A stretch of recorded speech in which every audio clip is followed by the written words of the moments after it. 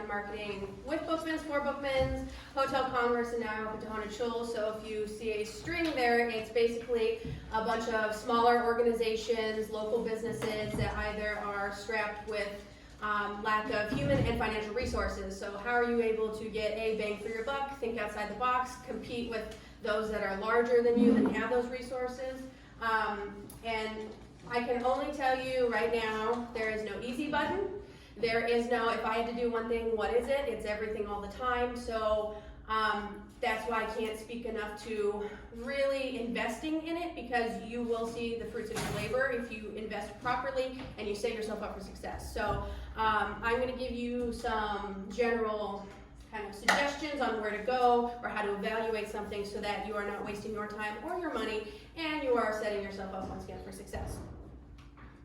So, campaign, what the hell is that? You know, people feel like it's this weird umbrella. What does that mean? It's such a vague, generic phrase or word. How do I implement it and what can I do with that? So, basically it's whatever you want it to be. It could be for product sales, building brand awareness, event promotions, or increased engagement. But the thing I can tell you that you're going to have to start with is defining your goals. We have a lot of people even who are looking for marketing people to work for them in the city, and they don't even know what that marketing person should be doing. So if you can't really define where you're going, you're not going to build a system that's going to give you the results that you're looking for. So the things I'm going to suggest are being specific, being realistic, and including tangibles and intangibles. So there are some personalities out there that, well, I spent this much money, I want this in return. That's not always going to be the case. Sometimes it's good vibes and good juju out in the world. So when you think about events, yeah, you have the ticket sales, yeah, you have additional merchandise, but now you've just had an event where people who've never been to your place, and I'll use Haunted Shoals in as an example. We did and it's in one of the later slides, but we did an event called Wizards Unite. We capitalized on a trend with the infrastructure that was already in place by Pokemon Go and that, you know, huge trend and fad that there was. We got people in, we got ticket sales, we covered our event costs. We brought in so many people who've never been there. We brought in an age demographic that we never really get up at Ein and Oracle. And it was an opportunity for people to experience the space in a way that they don't normally do it. So those were the kind of intangibles of that campaign and that event. And so it served two masters in that. And I think that that's really important because, you know, you can have an ad and people click on it, but if they're not engaged, they're not going to return to you. They're not going to promote you. They're not going to tell their friends about it. So it's kind of a way to think it needs to be comprehensive in those terms. When you build a strategy, think about a budget. Please don't be stingy and take into account that you really should be hiring if you're not doing it. And let me phrase this way. If you're not going to take nice photos, you need to pay someone to take nice photos. So if you're able to do that and save that money, that's fantastic. But you need to take that into account. If you are not the person that plays with your website, you need to be able to, when you're doing your campaign, look at what the cost of it is for someone to update your website, whether it's the web slider or whether it's the content. That's an added cost beyond just an ad in a newspaper, which is, you know, on the high end of a budget. And then supplies. So say you're doing an event, people forget about the soft costs of human labor or the supplies to put something on to actually make it look nice and be thoughtful and detail-oriented. We have the mediums of digital, social, print, on-site, radio, and video. So it just really depends on what your goal is, and you kind of work backwards from the mediums you think would best visually identify what you're going for. So Wizards Unite, we didn't do any print. A, because I had to throw it together in 3 weeks prior to the event, but B, I just did not have the budget to do $500, $800 for a quarter page. And I don't know, that was definitely not the right medium for that. But digital and social, absolutely. That's something I can turn around quickly. I have an in-house graphic designer. We did, well, at that time I didn't. So I threw it all together, but that's where I focused, especially when you can find mediums and keyword searches and focus more specifically on what you're looking for. Integration. So when I talk about multi-dimensional, comprehensive, and trend spotting, Wizards Unite and Pokemon Go would be spotting a trend and riding the wave. Do I think I'm going to do that every year after that? No. But it's a way to leverage what's happening, what people are talking about, what the news is covering. When Pokemon Go happened, you could go to Reed Park, and there were 500 people at 8 o'clock at night in the dark wandering around the park. So the reality was the news was coming down, they wanted to know what the best spots were, and we were actually featured by Tucson Weekly for the best place to Pokemon Go in their Best of Tucson. So like, how random is that? But it was a way to engage in a group that we've not engaged before, ride the trend, get what we can, and then move on. And so when I talk about adding padding, that's why. Could I have a year before, when we were in our fiscal year budgeting planning process, be like, oh, Pokemon Go is just this thing that nobody knows about, I'm gonna plan for? No, marketing is about things you know that are coming and you can guarantee, but you also have to pad. And I know that sounds scary, like use it or lose it, but the reality is things come your way, opportunities come your way. When I worked for Bookman's, opportunities to sponsor would come at us last minute, and I didn't want to miss out on that. So if it was good for us, then I would, pull from things that I intentionally overestimated on the cost, or things I knew I could cut, because this was definitely going to be very important for us. When I talk about multidimensional, okay, so I'm not just going to take out one ad, boom, that was great, that's amazing. No, it's an ad. We already have a underlining copy or an underwriting copy with Arizona Public Meeting Cakes. Yeah, I'm integrating it into my radio. I'm doing it in my social media. It's on my website. It's on site with posters and flyers. So it's not just this one shot. I hope people are going to see it, and I'm in competition with everybody else. It has to have multiple dimensions that it lives in and in different capacities. It's also not the same ad, it's also not the same copy. It's every medium has its own way of speaking to people and how you're going to use it. And here's a fun fact, if you do underwriting with community radios such as KXCI and Arizona Public Media, you're really restricted on the copy you can use. So I can't say come and get it. You can't use call to action. So you have to be very creative and strategic to live within those guidelines of what that copy is. But if I were to go with like 94.9 XFM, I could say whatever I want. So it's taking into account how functional your campaign has to be and how it can breathe and live and kind of evolve as the medium dictates. And no campaign is an island, so that's what I mean. You can't just take out one ad. I did that one post on Facebook, I did it. That's not how it works. Timelines and deadlines, be realistic, add padding, and stick to it. I can't tell you if you have an in-house team or at least one person how much it sucks to get something that you have to cram through at the last minute because somebody else didn't follow their deadline. And that's usually what happens, and I'll actually use this example, sorry Hotel Congress, but if we were pulling a new menu and hey, the fall menu's coming, they want the marketing department, pump, fall menu's coming, it's coming, we're picking a date, we picked a date, we've been promoting this date, and the chef doesn't do it in time. So that means I'm, the night before, doing all the menu edits, printing them all, copy editing, and if there's an error, we gotta do it all again. So the reality is, build in the time, stick to your deadlines. There's a reason, and if it's hard to stick to deadlines, fill in those deadlines with indicators of where you should be at to get you to those deadlines. And plus that stuff costs money, and I can't tell you how many times there's an error, and it costs double the money because you have to go back and fix it. So it's either the cost of the graphic designer, it's the cost of the printing, whatever it may be. So that way you can live with it, you can evaluate it, but timelines and deadlines are really important, especially for personalities that don't like them. Messaging, clear, well, especially if you have a print deadline too. If you're supposed to get it to somebody by a certain deadline, that's just, and then now you're throwing something together. Is that how you wanted your campaign to be? You have limited time and money and you're just throwing something together to throw at them to meet a deadline? That's not the right way to start it. Messaging, clear, efficient, follow a hierarchy. Can't tell you how many event posters I see that are a hot mess of words. I don't know what to look at. My eyes just moving all over the place. I can't function. Like, what is the, and I think people get hung up. Design is very important, and I'm not gonna say it's not. However, if you have a poster or an ad, design means nothing if you don't know what it's doing. So if it's an event and you don't know time, date, place, or you don't know where to go to buy tickets, or you don't know price or what the name of it, it means nothing. It was a total waste. So you need to really think about what your messaging is and what the hierarchy, what is the first thing you want people to see? What is the second thing, and then how do you get them there? So there are things like sometimes I won't put a phone number or our address on an ad. I'll put our website. Those things are second, and if I have a quarter page where space is super limited, I'm gonna say the one thing I want them to go to is website. Like, that's the most important top line message. Roles and expectations. Communicate, delegate, compensate.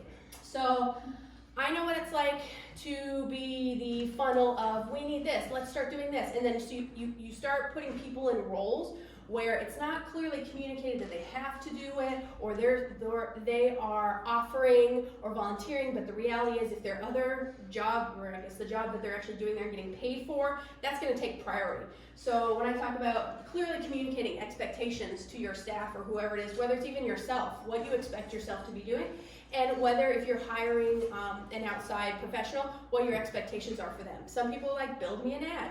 What the hell does that mean? You know, so it's like, I expect you to build me a quarter-page ad. It has to be, you know, it's going in the desert leaf. It's doing these things. I expect a horizontal. You need to communicate clearly. Delegate. If you're not good at everything, I'm not good at everything. So why don't you give it to the professionals when you can, because it's faster, it's cheaper, and it gets the job done. So I think people make the mistake of the do-it-all dolly, where they're going to take it on, and that's not their forte. And I think that sometimes that's where good ideas go to die, because they don't know any better and they want to harness and they want to control it. So I think that if you have the financial resources, say to yourself, is this something I need to be spending my time on, or am I better used in other assets like fundraising or getting corporate sponsorships or collaborating with somebody else? So I don't need to design the ad myself. And then compensate. Nothing's worse than overburdening your staff, overburdening them, and not paying them or compensating them accordingly. I don't care if you're going to increase their hourly wage. I don't care if you're going to bonus them out. But the reality is you need to share your success with them because they're in it with you. And if you're expecting them to perform, then you need to compensate accordingly. Be thoughtful. Collaborate, partner, engage.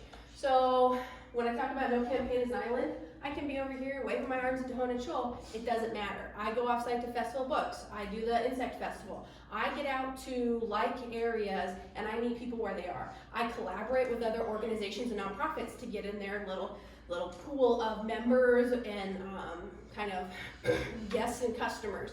So when you're hitting the ground running and you're by yourself, it can feel very daunting. So when you collaborate, you also you share your expenses and you share your success, and it just makes you stronger. And you also learn from them. So it's an opportunity for them to say, like, we've tried this in the past, don't waste your time here, work with this person, so it's thinking beyond yourself and thinking more from a community aspect. And then evaluation of your campaign. You're looking at achievable KPIs, which are a horrible marketing term, key performance indicators. So when I talk about your tangibles and intangibles, actually make them achievable. I've had people where they're like, I want to be in the Washington Post. Do you advertise with them? No. Do you send them anything? No. Do you know who the writers are? No. Okay, so how is that achievable? Then you have to set up your campaign of, okay, now we're going to look at the writers. Now we're going to look at the community. How are we going to make sure that we have content the Washington Post even wants? Because I think it's this weird selfish of everybody should want what I'm selling, and it's crazy they don't. And they're stupid if they don't know. No. You have to think of it from how is it good copy, how is it good content for their readership, and that they can promote, that they don't feel gross about, especially if you're not paying, which when you're at a nonprofit, you never pay anybody, besides people who give you stuff. And then learn and adapt. I say build a campaign, stick to the timelines and guidelines, figure out your KPIs, and then I'm like, well, learn, adapt, and pivot, because there's the reality of you could go down this road of thinking this is going to be great, this is amazing, and there, you put your line in there and you're waiting for a bite. And you wait and you wait and you go, okay, now I need to adapt to say, before I keep spending money on this, let's say, is it the copy? Is it the mediums I'm using? So you really need to give it time to work, but at the same time be willing to admit when it's not. And I think that people who are particularly strong-willed believe, well, I came up with this, and this is my baby, and everyone else doesn't understand, and so it's, a success, even though it's not. So it really, and especially when you have people working for you. I mean, nothing's worse than selling what we used to call polishing a turd. That it is what it is. And no matter how much I polish it, it's still a turd. Like, I can't help you. So really evaluating, being honest with what your campaigns are and how they're functioning. And then setting up yourself for success. We have, don't shoot yourself in the foot, so prioritizing. Yeah, I just said do all the mediums. Do all the mediums that work for you, and then whittle back to say, this is just not, I can't do offsite stuff this year. This year I need to focus on social and digital, and that's what I'm going to stick with. And then be consistent.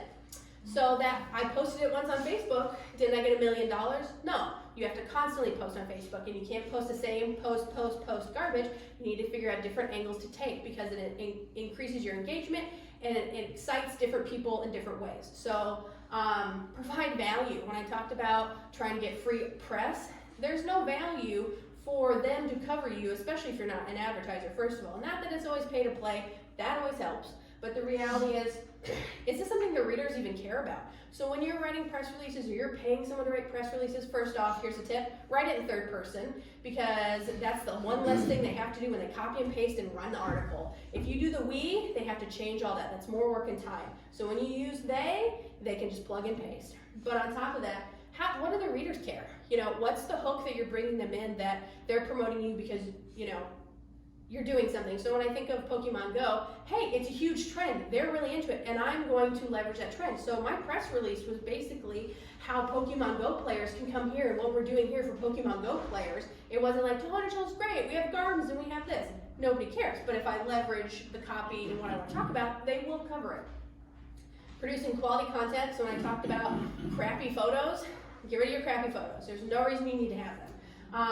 The articles that you're pumping out that are sad for the sake of pumping something out, as well as taking chances. So there's times when you need to play it safe, but most of the time in marketing, it's also a calculated risk. There's a lot of time I'm sitting at a management meeting and we've never done something before, and I'm trying to say, I just know it'll work. I just know it will work because I've looked at this, I've looked at this, I've seen this, I've done this way over here, I know it can translate, it will work. I don't have metrics, I can't promise you, but I just know. So taking chances is really important. Refrain from the one-offs like I talked about, like, oh, I just did an ad. Cool, you know, scatter shot, like boom, boom, boom. They don't really talk to one another. It's not a similar visual identity. They don't look the same. Like, they're totally opposite. Throwing something together, because that's when you'll have mistakes. Rushing, you'll have mistakes, you'll pay for it. Overpaying. So I think people think of marketing as a bunch of snake oil salesmen. And rightfully so, because there's a lot of people out there in marketing who don't know what they're talking about. But that being said, then they overpay and they underdeliver. But it also doesn't help if somebody doesn't know what they're talking about and they don't know what fair market value is. So when you are building your campaign, know exactly what you're asking for, so that way that hourly rate, whether it's photography, web services, or graphic design, it's accurately and efficiently used. And then you have, don't take yourself too seriously. You know, an ad's an ad, that's great. Have fun, be engaging. I really wanted us to use hot damn in our plant sale poster, because it's like a generational term that our people would actually identify with, and it's fun, like hot damn, come to get these plants. They weren't too down with it, so we did hot dang, but there's just ways to be fun and playful. So I didn't win that one. But it's an opportunity, just like get out there and not be so restrictive to yourself and tight. And if it all else fails, look at what everybody else does that you find activating and engaging. And it's horrible to say, but kind of copy that. See how they're writing their social media posts. See how they're visually displaying their campaign, their products, whatever it is. And copy that, use that as inspiration. Nobody said you have to sit in a room by yourself and start everything from scratch. I'm not saying like go on and copy the code from your website and put it on yours, but the reality is use that as an inspiration to how you're going to be doing it, and it will save you a lot of time, and especially if you're not feeling super creative or like inspired. And then I had stuff like examples of what you do and why. Not every campaign is about like, oh, we're doing plant sale. That's event promotions. But when I worked at Bookman's, it was I needed to grow my Twitter followers. I forgot another one here. I needed to provide one article for our website every week, and then promote Local First, who we were a partner or sponsor with. So I created the Bookman's Twitter treasure hunt. So I collaborated with other businesses that were Local First members, and I hid coupons for Bob merch and other things that those partners gave me. So I got all my prizes from the people participating, and I used them at different times so it wouldn't give away the spot. I would write a website article saying, this week is the Bookman's treasure hunt. Follow our feed for all the clues. We would do the clues. People, I kid you not, would run into that place and say, I love Bookman's at a totally different business, which was the password, to get their thing. We only had 5 prizes. So the reality is like, it's fun. I'm doing it on Twitter. I have it on our website. We're collaborating. It's not costing me anything but a Bob t-shirt or whatever merch that they chose with our coupon. And I get to do all these things with it and have fun. And so the businesses constantly wanted to participate because A, they're giving me merch. It doesn't cost them anything. I'm bringing people into their business. They're participating. They're sharing my tweets because they want to be a part of the process. And over time, I grew from like 350 to 3,500. followers on Twitter. Free, organic, fun. It did all the things I needed to do. And Kimberly Lanning, who speaks all over the world, still uses that as an example. When she goes all over the world to speak about the program and the organization she built, she uses that as an example of collaboration, partnership, grassroots, no money, and how to get the job done. Phoenix Comic-Con. I love festival books, but damn, we were a sponsor of Bookman's and it was super expensive to be there. So per square foot, our booth was $60,000, okay? Because we had like a mega booth, I'll be honest. It was this giant mega booth and we sold stuff. But that meant staff to bring in all the orange book sales, staff to call all the books, staff to be there and run it, staff to sell it. And when you looked at what we were making per square foot, it was great from a marketing perspective, but it was nothing. And that was the flagship event for Tucson. Phoenix didn't have a flagship event besides Phoenix Comic-Con. So when I worked all the markets, I did Phoenix, Flagstaff, and Tucson. It was like, that's their flagship event, let's make it really big. Per square foot, it did 5 times more sales. A, because it wasn't a book. B, it was collectibles. You could have higher price points. People were willing to spend money. And C, it was just a really cool booth.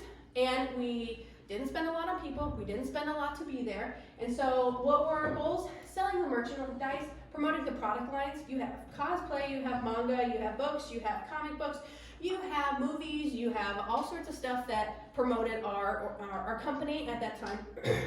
And so we were also selling that when we were there, increase the brand awareness. Phoenix is an enormous market. There's only 2 stores there, one Phoenix, one in Mesa. So in a sea of 5 million people, it was just also getting out in front of people. And then engaging brand fans. So we would do stuff like spin the wheel, which it's impressive how many people stand in line for free stuff, first off, so tip to you.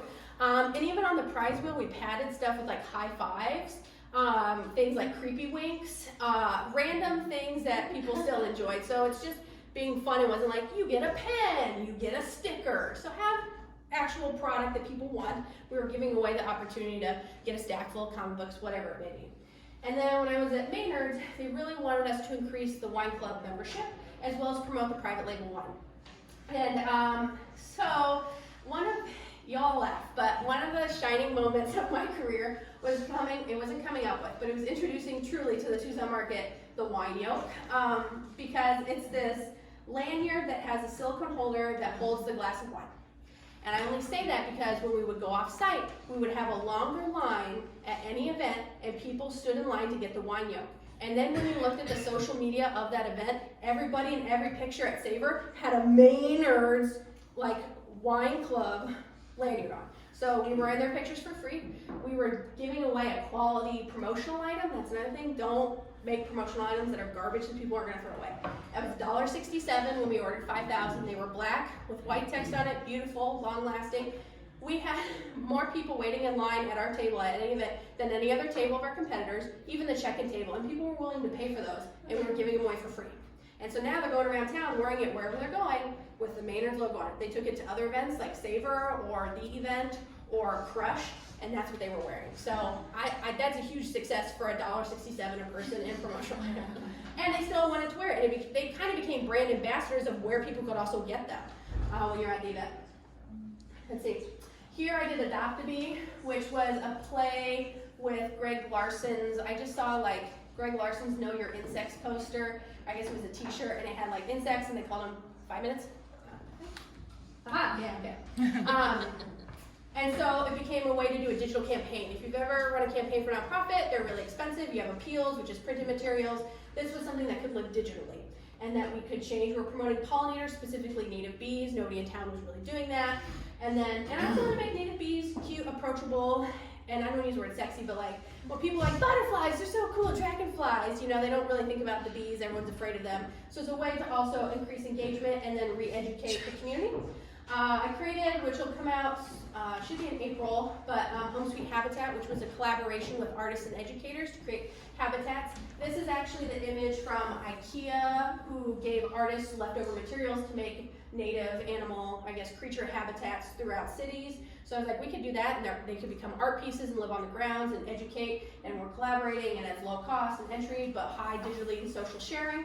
And then Pokemon Go, of course, which was leveraging the trend, increasing social media reach, increasing brand awareness, and selling memberships. We had people who became members just to come in, because when you're a member, you come in for free, just to come do Pokemon Go and Wizards Unite. So at the end of the day, did I see that coming? No, but hey, that's a great anecdote. And I also did a lot of data for people who checked in to do those things. They signed on a clipboard, and I looked back on the sales. We gave half off people coming in to do those things, but that's not half off everybody else. So if a 12-year-old was coming in, he came in with his mother and Nana, so then we got full price admission with a half price here, and then, you know, that kid was busy doing whatever it was. So I actually went back